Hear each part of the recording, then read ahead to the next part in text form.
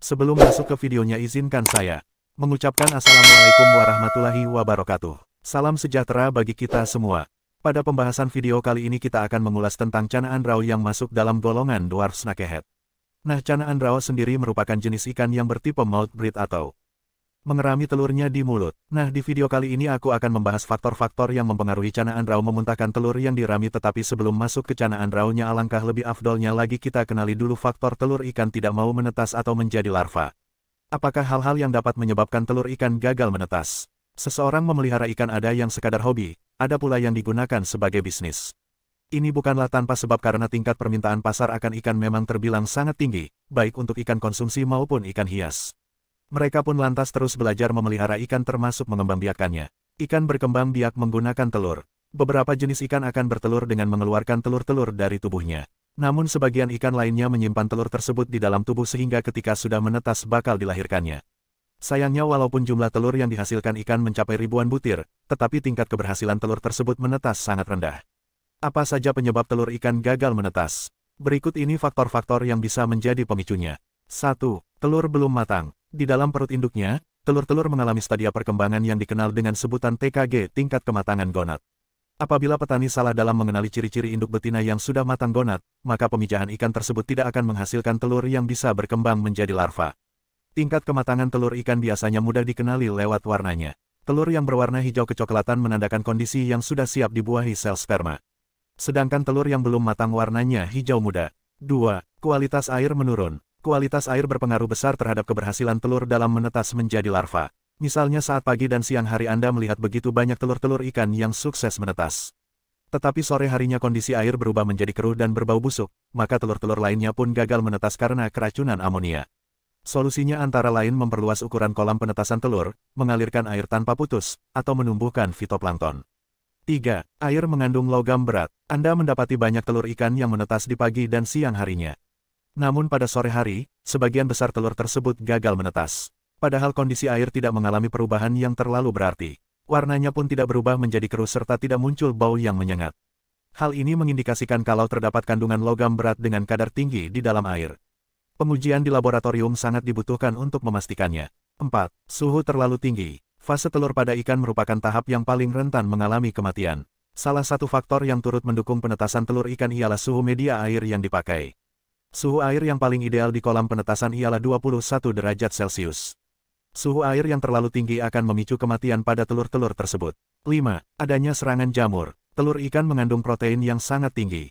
Hal ini memicu spora-spora jamur yang diterbangkan oleh angin dan jatuh tepat ke telur bisa tumbuh dengan mudah. Telur-telur ikan yang sudah terkena serangan jamur biasanya dipenuhi bintik-bintik putih. Pencegahannya bisa dilakukan dengan merendam telur di larutan melasid green atau methylene blue selama beberapa detik.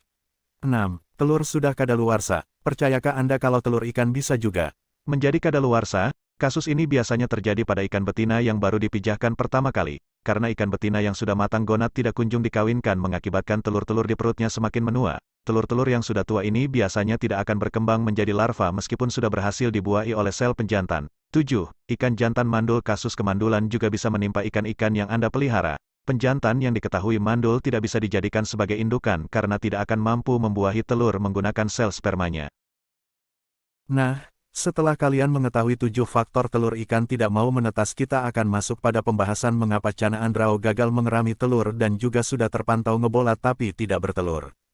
Video ini berdasarkan pengalaman pribadi saya sendiri, jadi insya Allah sudah sama seperti yang kalian rasakan ketika menjadi breeder pemula seperti saya. Hahaha. Kalau untuk masalah ikan sudah pair akur, sudah ngebola atau kawin setiap hari, itu sudah langkah bagus untuk melanjutkan. Tinggal menunggu hoki dan juga matang gonad pada telur ikan itu sendiri seperti yang sudah dijelaskan. Selain hoki, kita juga harus bantu mematangkan gonad telur dengan cara memberi pakan tinggi protein seperti cacing dan jangkrik. Untuk memancing birahi ikan itu sendiri saya biasanya memakai ulat Hongkong karena menyebabkan efek panas pada perut ikan. Nah, untuk kasus canaan rao gagal mengerami atau memuntahkan telurnya, sesuai pengalaman saya sendiri itu ada beberapa faktor. Faktor pertama, faktor yang paling vital atau rawan adalah sang pejantan tidak mau mengemut atau mengerami di mulutnya. Hal ini disebabkan oleh bisa jadi indukan sudah terbentuk mental dan juga sering terjadi pada ikan yang CB atau captive breed.